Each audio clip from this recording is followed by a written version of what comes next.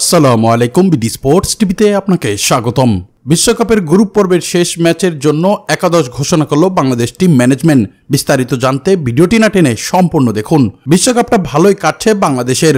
3 ম্যাচের 2টিতে জিতে সুপার 8 প্রায় নিশ্চিত করে গেছে নাজমুল হোসেন শান্তর দল। দক্ষিণ আফ্রিকার বিপক্ষে হারলেও জয়ের খুব কাছাকাছি ছিল দল। এখন গ্রুপ পর্বে নিজেদের শেষ ম্যাচ খেলবে নেপালের বিপক্ষে। তারা এখন অবধি টুর্নামেন্টে কোনো জয় পায়নি, কখনো হারাতে পারেনি টেস্ট খেলুড়ে দেশকেও। এমন ম্যাচের আগে প্রতিপক্ষের জন্য সমীহ ছিল বাংলাদেশ। দলের প্রতিনিধি হয়ে আসা তানজিম হাসান সাকিবের কণ্ঠে নেপালকে সমান গুরুত্ব দেওয়ার কথাই বলছেন তিনি।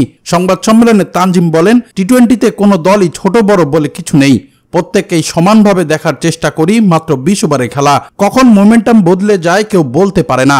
আমরা প্রত্যেক দলকেই সমানভাবে দেখার চেষ্টা করি, প্রতিপক্ষ যেই হোক একইভাবে খেলার চেষ্টা করব আমরা। এমন কথাই জানাচ্ছিলেন তানজিম সাকিব। দর্শক, এবার দেখে নেওয়া যাক নেপালের বিপক্ষে বাংলাদেশের সেরা একাদশ কেমন হতে পারে।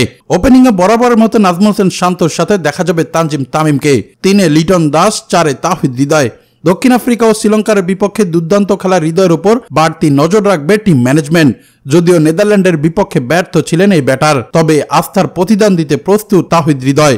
5-এ সাকিব আল হাসান, যদিও শেষ ম্যাচে 50 করে ফর্মে ফেরার ইঙ্গিত দিয়েছেন এই অলরাউন্ডার, তাই সাকিবের উপর আস্থা রাখাই যায়। 6-এ মাহমুদুল্লাহ রিয়াদ, 7-এ জাকের আলী, 8-এ তাসকিন আহমেদ, 9-এ মোস্তাফিজুর রহমান, 10-এ রিশাদ হোসেন, 11-তে তানজিম সাকিবকে নিয়ে বোলিং বিভাগকে শক্ত পরীক্ষায় দিতে হবে নেপালের বিপক্ষে। আর জয় পেতে মরিয়া বাংলার টাইগাররা। এই ম্যাচ জিতলে সুপার 8 নিশ্চিত হয়ে যাবে বাংলাদেশের।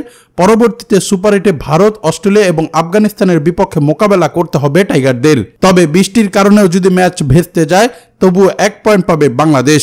সেক্ষেত্রেও সুপার 8-এ সহজ রাস্তা তৈরি হবে টাইগারদের জন্য। দর্শক, এই ছিল খেলাধুলার আপডেট। পরবর্তী আপডেট সবার আগে পেতে চ্যানেলটি সাবস্ক্রাইব করে সঙ্গেই থাকুন।